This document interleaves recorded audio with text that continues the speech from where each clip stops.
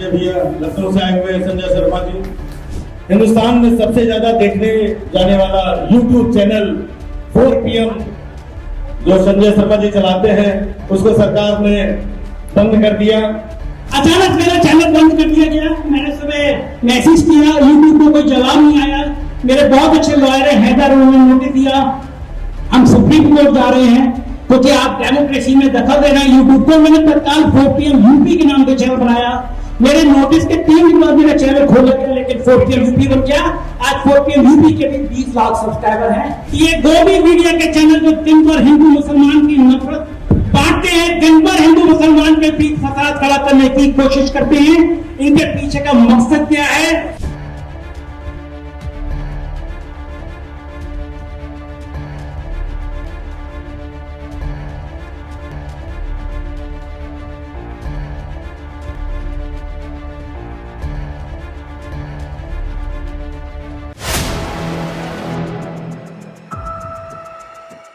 तो पत्रकार को किसी पॉलिटिकल पार्टी के मंच पर नहीं होना चाहिए, सामने बैठ के रिपोर्टिंग करना चाहिए। लेकिन बात मेरी मिट्टी से जुड़ी हुई है।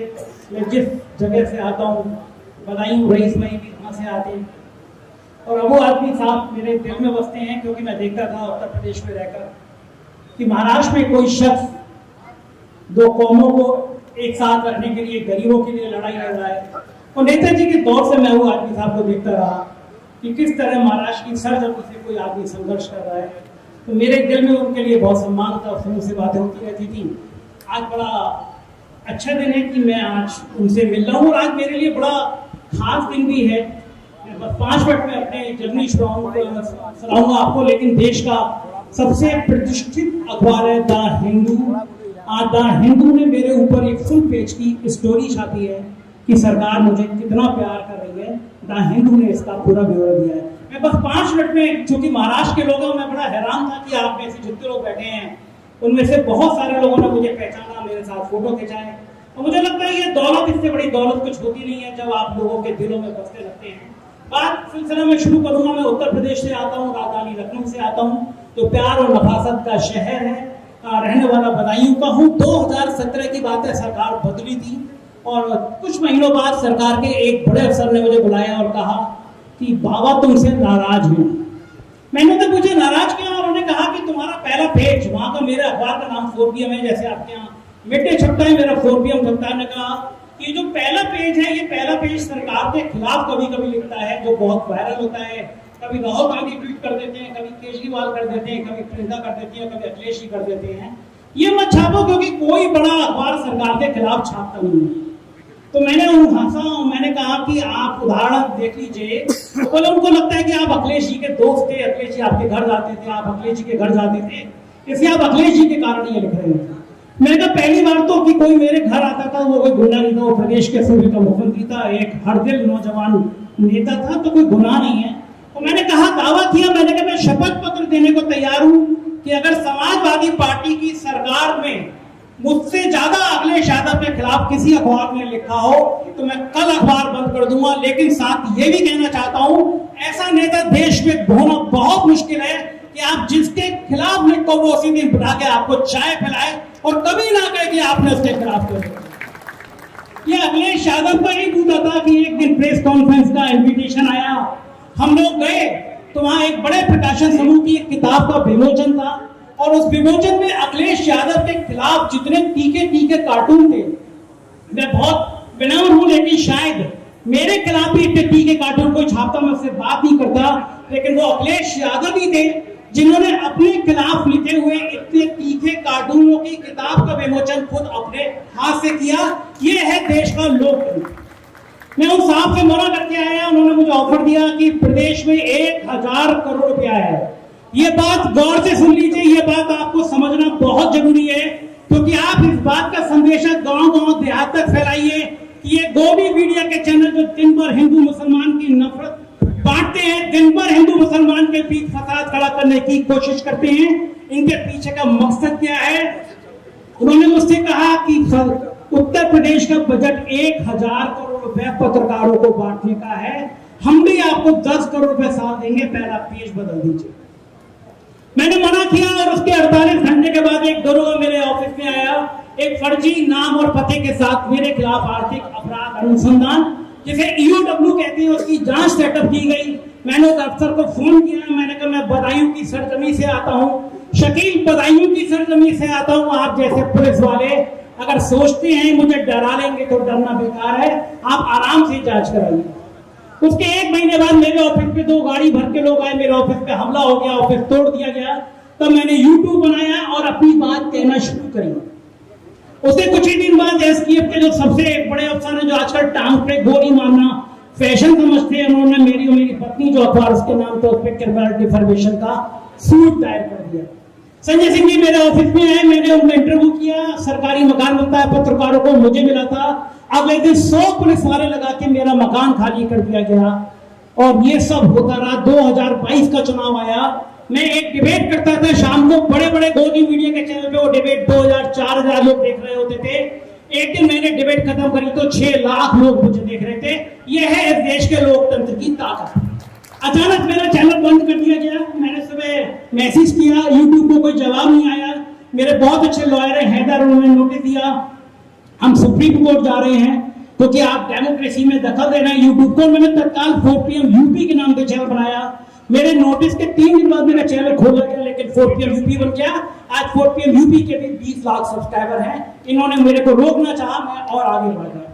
गुजरात का चुनाव आया, इस तरह का नोटिस आया, मैंने फिर अपने वकील को पकड़ाया, 4PM गुजरात बनाया। आज उसके भी 4 लाख सब्सक्राइबर हैं और आप लोगों के प्यार के बदौलत मैं देश में पिछले 2 महीने में 3 साल से लगातार सबसे ज्यादा देखे जाने वाला चैनल बन गया, क्योंकि ये मुझे दबाना चाहते थे और आप जैसे लोग मेरे साथ खड़े थे, इसलिए आवाज बढ़ती गई, कारोबार बढ़ता चला गया।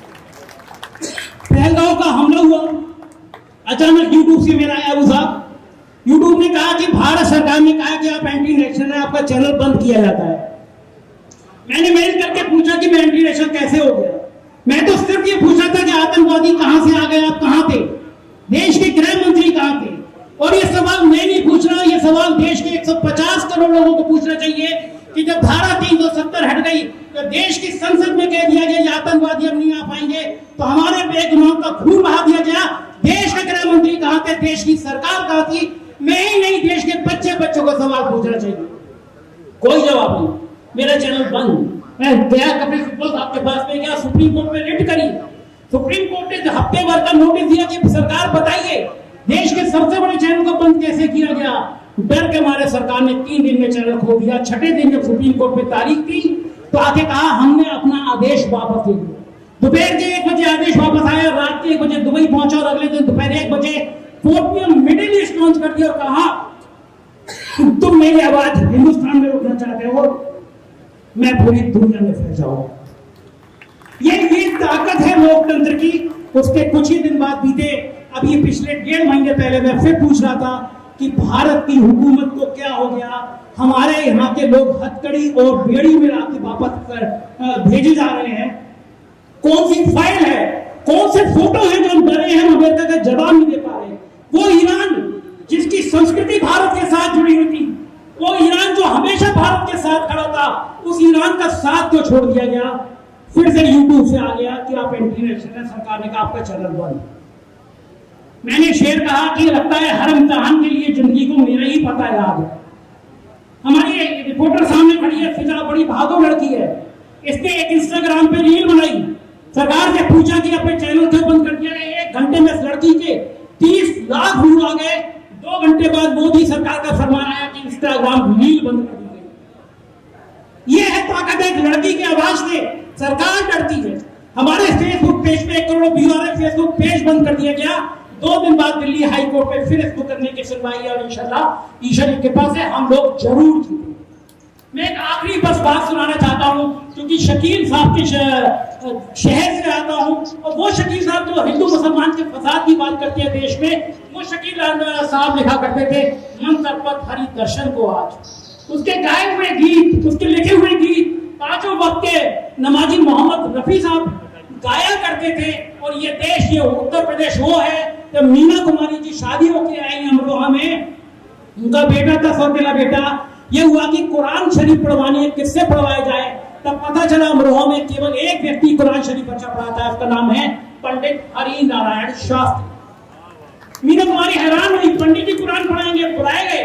पंडित जी ने कहा बहू बिल्कुल कल से ही कुरान पढ़ाना शुरू करूंगा। मीना कुमारी जी खुश हुई और जो जवाब उन्होंने सवाल पूछा, जो जवाब मिला हरिनारायण शास्त्री जी का, वो इस देश की गंगा जमुनी तहजीब की मिसाल है। उन्होंने मीना कुमारी ने पूछा कि पंडित जी फीस कितनी लेंगे, और जो पंडित जी का जवाब था वो इस देश की हुकूमत को समझना चाहिए। उन्होंने कहा बहू कुरान तो खुदा का पैगाम है, उसको पढ़ाने का क्या मतलब है, उर्दू पढ़ाएंगे तो पैसा ले लेंगे। ये है मेरा हिंदुस्तान, इस देश के हिंदुस्तान। और इस देश के हिंदुस्तान में जब ताऊ आरपी साहब, रईस साहब और आप जैसे सारे लोग मिलके, मुझे बताया गया कि इस हिंदू मुस्लिम एकता के लिए कॉन्फ्रेंस की गई है, तो मैं जरूर आएगा। महाराष्ट्र आया हूँ, महीने में 15 दिन मुंबई में गुजारूंगा, क्योंकि मुझे यहाँ की मिट्टी बहुत अच्छी लगती है। अबू आरपी साहब की हिम्मत बहुत अच्छी लगती है, रईस साहब की मेहनत बहुत अच्छी लगती है। आप लोगों के बीच घूमूंगा तो उत्तर प्रदेश में जिस तरह उत्तर प्रदेश में प्यार का संदेश रहता था, 4 PM यहाँ पे भी उतने प्यार का संदेश आएगा। बहुत बहुत शुक्रिया मुझे बुलाने के लिए, बहुत बहुत धन्यवाद। Thank you.